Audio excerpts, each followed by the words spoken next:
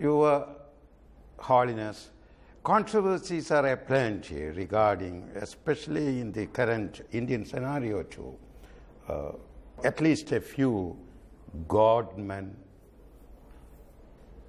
God-women making problems of different dimensions, creating headaches, ultimately for themselves also. But listening to Your Holiness' loving description of Gurudev's days, Gurudev cannot be said about timeless personalities like Gurudev. Not a God-man by any count or any claim, any times, but God's real man, or one of the real men of God. So this little apostrophe can be a lesson to the tall claims by others, isn't it? Definitely, yes. Because even God, even when Krishna was upon this earth, even Ramchandraji was upon this earth, what was their life? They never really claimed godliness to themselves. They only served. Krishna's life itself is an embodiment of service. And therefore, till Bhagwan showed the Virat Roop to Arjuna, Bhagwan did not claim any godliness. He only kept telling Arjuna, even I serve, so shall you serve. So if we really want to keep up our Rishi tradition, we want that Gurudev's name should be planted in history forever. Really speaking, it will be because of his own presence and glory and the way he taught and the great service and the institutions that he has built. But truly, we can bring glory to his or keep the glory of his name by our own seva. And that's all that he taught us. If we work in that spirit, all the innovation, what is required for that time, what is required for furthering his vision, will all happen. As our Guruji had said when he became the head of the mission, one of the journalists only asked him that, do you think you can fit into his shoes? He said, no, I'm here to sit at his feet and serve. And really speaking, when such Yuga Purushas, when they have visualized, they have already set the momentum for the millennium. Definitely. As Krishna says in the Bhagavad Gita, the chain of action is going on. You just lend your hand. Nimitta matra bhava savya sachin. And that's all that we have to do. As I said, any one of us who has been touched by his life, if in any way we can spread that love, that inspiration, that knowledge of Vedanta and demonstrate it in our life, his legacy will remain immortal.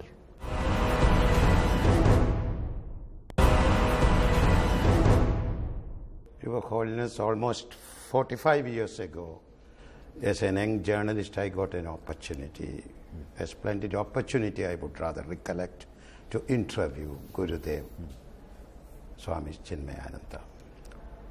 And one of my enquiries was regarding Gurudev's initiative to integrate the rituals related to Poojya process across various segments of Hindu dharma or Hindu sects, so to speak. Especially during those days, Gurudev was tremendously making efforts to end dispute, especially between two Shankaracharya Pithas. And we can rightly recollect Gurudev had established even Vishwa Hindu Parishad in 1962 with the aim of integrating the various segments of Hindu dharma to unify Hindu sages across the country. Vishwa Hindu Parishad has been taking different directions, sometimes controversial, different routes. let us leave it there. But how far Chinmaya Mission's initiative as a follow-up of Gurudev's great aim to unify the Hindu procedures regarding spiritual activities have reached so far? See, one thing is that if we do not criticize each other first and foremost, no? Appreciate the work that everyone is doing in this field of spiritual and social upliftment, that itself will be a great work to unify not only the different Hindu organizations or Pithas or Panthas, but actually even uniting all the segments that we have in India. India is a melting pot of so many knowledge systems, so many paths. You know? And if we can constantly remind ourselves that the truth, God and goal is the same. The spirit of love for all beings is the same. To live a life of honesty and service is the same. If only we can see what unifies all of us in every religion also, in every path. If we can only understand this, rather than having this egotistic feeling that I'm superior than other or somebody is inferior than me, and any form of such distinctions. Differences is the very variety of nature. There will be differences, even in companies there are difference of opinions and ideologies. But when we keep a common goal, no? Even to start with, the unity in our country, yeah? The dedication towards our country, if we have that in our mind, and anything that would divide us in our feeling for our country, that can break us down. That's why breaking us down, that so many rulers we had in these countries. But that which is unifying is that we see the commonality and at least find out that in spite of the differences, the paths may be different, but the goal is one. And if we can see that common goal and appreciate each other, then all can work together for that one goal. But differences will be there, differences of opinion will be there, difference of methodologies will be there. Also to unify all certain methodologies also by finding out what exactly is the true import of even the rituals, because a lot of them culturally, socially have been adopted, and at the same time people like those rituals. It had its own reasons and spirits. Let them have it, but the mainstream knowledge, if it can be propagated and people can see that commonality. This particular moment was very emphatic in your conversational style. That denotes the honesty with which you are making this message loud and clear. Cutting back to the past, 1984, if I can recollect it correctly, you decided to do away with your sprawling, highly rewarding family business in Hong Kong. And then the journey is historic. More than historic, it is spiritual. Along with spiritual, it has been in tune with the modernalities or modern methodologies of human existence. Your personal development projects are being rather used extensively by great centers of global education like Harvard University. You just mentioned about Columbia University. Not used. I have been to these universities. Universities. I have interacted with Yes, some that of the is, professors. they have been but making not that use they're of being, that. Yeah. Okay. So this transition from that Hong Kong businessman of Mumbai origin to where Your Holiness is right now championing the day-to-day aims, aspirations, objectives of more than 320 global centers of the mission. What was the greatest inspiration behind that? Of course, we would know that it is Gurudev. But which part, which aspect of Gurudev? I know very clearly in my mind, I still remember that day.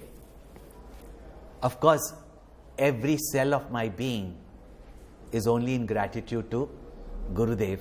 And all I can say is, he was the inspirer, he led the way, he guided, and all I can say is he did it. I really cannot even think. I can only think one thought that came to my mind when I decided that I want to go and join Sandipni Sadhanalaya. I knew that wherever I was, as far as the spiritual knowledge, spiritual upliftment, Gurudev would have given me like he gave to everybody. It was only up to us to receive it. No? I had known this, that I had to change my role in life, etc. But I remember sitting one day behind my office desk, and thinking that whatever happiness, joy, fulfillment I am feeling, because you can never get it as much as any business is doing well, or as much as you study, or as much as worldly laurels you get, nothing can be satisfying, because after all everything is temporary, plus we are also growing, everything is constantly changing. But that sense of total fulfillment with that knowledge that he gave and the demonstration of his life, and I saw that how every moment of his life was only to give and serve. And I only know one thing that I thought in my mind, that he's so glorious in his serving, like the sun gives and becomes so glorious. If I could be just one ray, one speck, in the work that he is doing, maybe I would never be able to ever indebted to him, but maybe I can also do that one little, like that squirrel did in the Ramayana, that one speck. If one person also I can bring to his feet and experience the glory of the infinite truth that he revealed in all of us, I think my birth would be fulfilled. So it is only with that attitude that I joined the ashram, and from day one it was very clear that whatever spiritual upliftment, that by his grace only will come. I have only to serve him, that's all. Your Holiness, your briefing right now can easily be summarized into the motto of Chinmaya mission. Maximum happiness to maximum people for maximum time, I think, if I recollect it rightly. Yeah. Listening to you, Your Holiness, finally let me say my understanding of Your Holiness. Actually, Nama Rupa, name and form, very essential to our being. So listening to you, Your Holiness, Swami Swaroopananda, may I say you are the happiness of form and form of happiness. This is my understanding, humble understanding of your persona.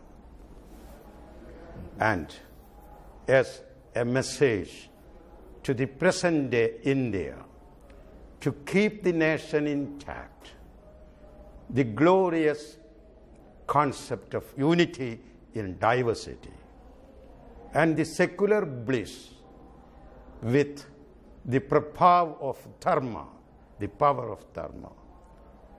What's Your Holiness' brief message to the fellow countrymen? See, secularism means that we have the freedom to practice our goodness. Practice the goodness that whichever path of our teaches, not any path, but that which teaches us the path of dharma, the path of self-discovery, the path of love and unity. Whenever I'm asked what message to give, Poojya Gurudev gave me the name Swaroopananda, whose nature is happiness. And with that, I will say that he did bestow that knowledge that I am happy, within myself. And all I can say is his last words to me, which I share with everyone. His last words to me was on Guru Purnima of 1993. In fact, he was called to speak in the World Parliament of Religion, it being 100th year since Swami Vivekananda had addressed from there. And of course, he was the presence like Swami Vivekananda, everybody used to believe. So they had asked him to come and speak there. And he was supposed to speak there. And from there he had called from, from Washington DC actually. He had called on Guru Purnima day, and I had the opportunity to hear his voice for the last time. And besides what he was saying, first he said, Swarupa, you are spreading your Swarup everywhere. I actually didn't get it, and he knew that I didn't get it. And then came his Updesh. Swarupa, spread your Swarup everywhere. And our Swarupa, everyone's nature is happiness. That's why we want happiness all the time. And we can get this happiness by giving happiness and making people recognize the happiness within them. So if only one thing we keep in life, be happy and give happiness to everyone. Thank you very much, Your Holiness, for this most generous time. And Mohanji, Thank you. you've been one of the most wonderful interviewers. Thank you, sir. In your interview, you have only seen how the world can benefit from it. Thank you. Thank you.